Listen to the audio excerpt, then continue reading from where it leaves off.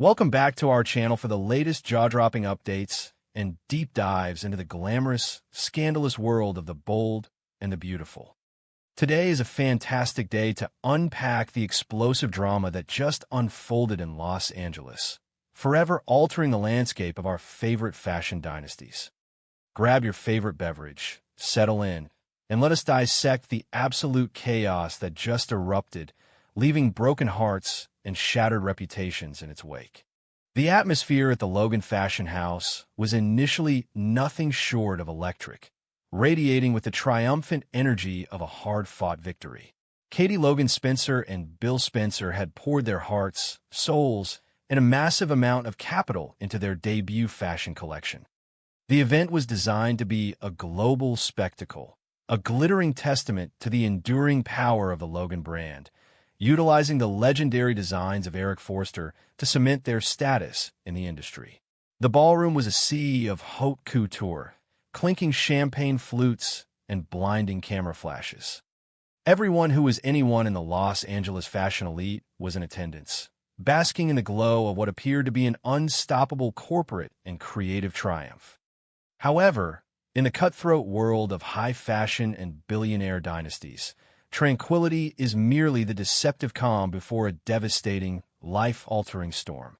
As the champagne flowed and the executives celebrated their monumental success, the heavy, ornate mahogany doors of the venue swung open with a chilling finality.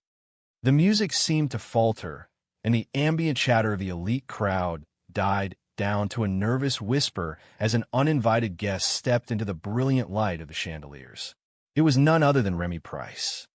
Remy has long been a dark, looming cloud over the Forster and Logan families. Known for his sinister manipulations, his terrifying deepfake campaigns, and his recently exposed toxic blood relation to Melissa Dillon. But tonight, Remy did not arrive as a mere stalker or a creepy cousin lurking in the shadows. He arrived as the harbinger of absolute doom, exuding a dark, calculating confidence that immediately sent shivers down the spines of everyone in the room. Remy Price did not arrive at this exclusive, high-stakes gathering alone. By his side stood a mysterious figure, entirely shrouded in a heavy, opaque veil that obscured her identity from the bewildered onlookers. The juxtaposition of the glittering, vibrant fashion event and this dark, funereal presence created an atmosphere of suffocating tension. The room watched in paralyzed silence as Remy guided the veiled woman to the center of the ballroom, directly into the spotlight meant for Katie and Bill's triumph. The silence stretched into eternity, thick with dread and anticipation, as the elite attendees braced themselves for whatever twisted game Remy was about to play. When the delicate fabric of the veil finally fell away, the collective gasp from the audience could have sucked all the oxygen out of the entire building. Standing there, breathing, blinking, and undeniably real, was Luna Nozawa. The sheer shock value of this revelation cannot be overstated. For months, the entire canvas had operated under the grim assumption that Luna was deceased, a tragic victim of unseen circumstances, with rumors of her ghost haunting the narrative and casting a dark shadow over characters like Melissa Dillon. The resurrection of Luna Nozawa was a seismic event on its own, a miraculous and terrifying return from the grave that defied all logic and completely upended the established reality of the Forster and Logan families. But Remy Price did not bring Luna back from the dead simply to facilitate a heartwarming, tearful reunion. Remy is a master of psychological warfare, and Luna was the ultimate weapon in his meticulously crafted arsenal.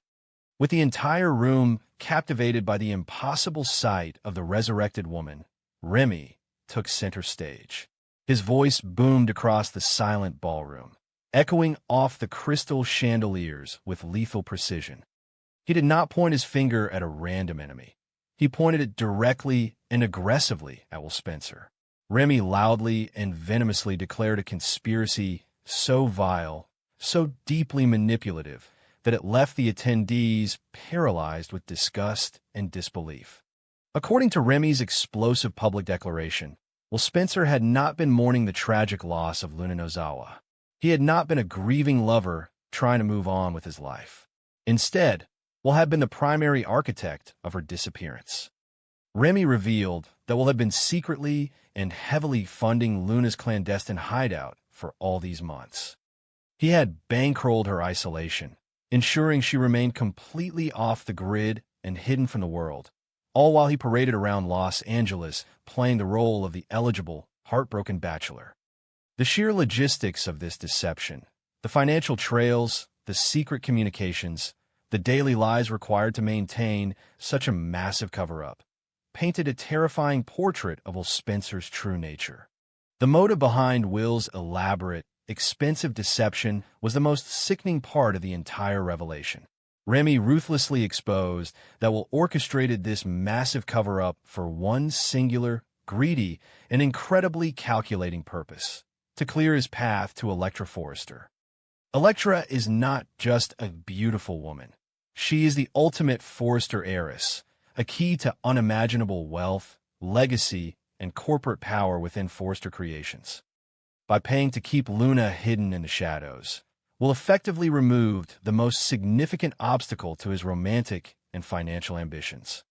He treated Luna as a liability to be managed, and Electra as a prize to be won, exploiting both of their hearts to secure his own elevated position within the Forrester dynasty. Will Spencer, the man who had just recently poured his heart out to Electra, the man who had fought tooth and nail against R.J. Forrester to prove his unwavering devotion, was instantly unmasked as a cold, calculating opportunist. He had systematically deceived two women, playing a dangerous game of emotional chess where he controlled all the pieces. The duality of Will Spencer was laid bare for the world to see.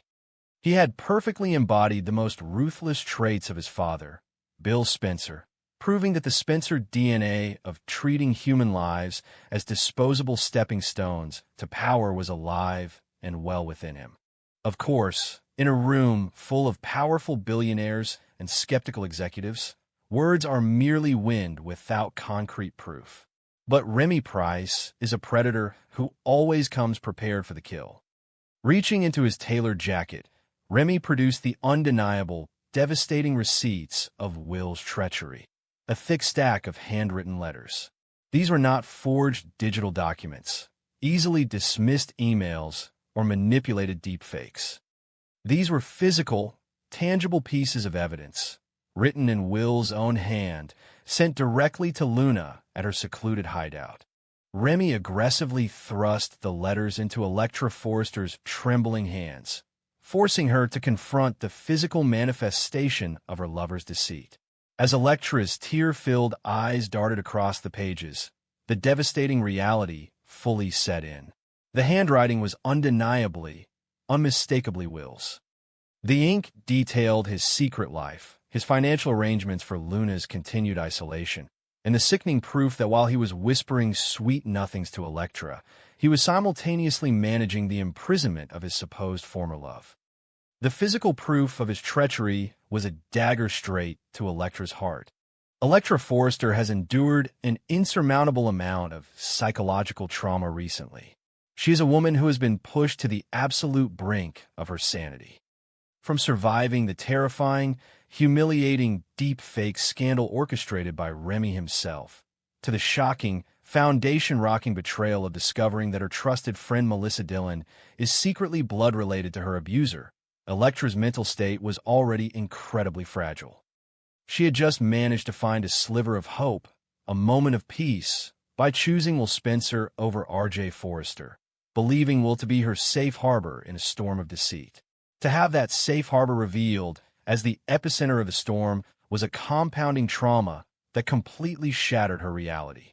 In the face of this damning, undeniable evidence, the entire ballroom turned their collective gaze to Will Spencer.